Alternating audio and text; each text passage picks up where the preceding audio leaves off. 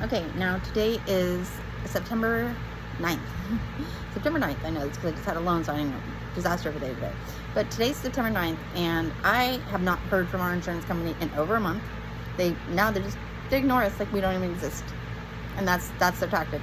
Like they haven't paid out our contents, they haven't finished paying out our anything. They owe us for ALE, they owe us for our code upgrades, they owe us, and so now their tactics is just act like we don't exist. That's what they do now.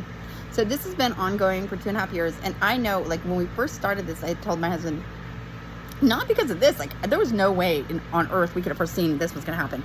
And I wish, like, your gut feeling is always almost right.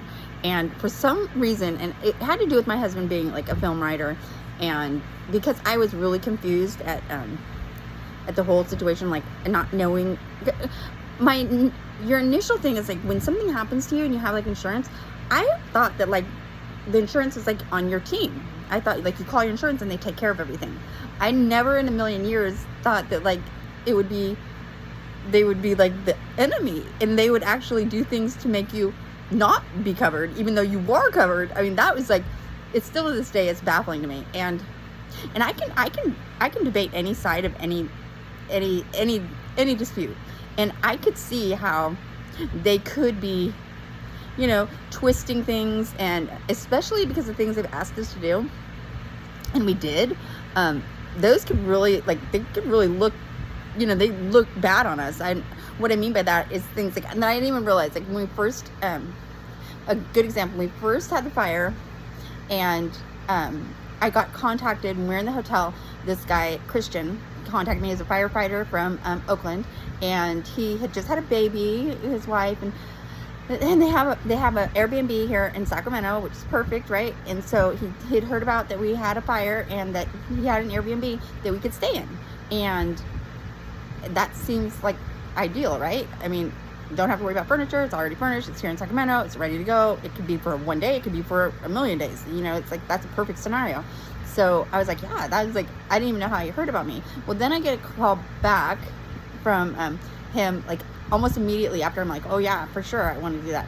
And he's like, oh, I'm sorry I contacted you. I wasn't supposed to contact you. I guess my number was on the paper that he got, that we'd had a fire.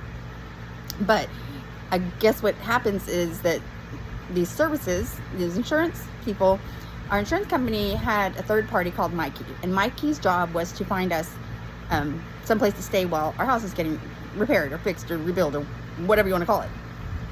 Well, the thing is, they strategically do these things. So Mikey was supposed to find us a place, and this is why they use third parties, because what they do is they distance themselves. So if they use a third party, then it's not their fault, right? They didn't do it, someone else did it.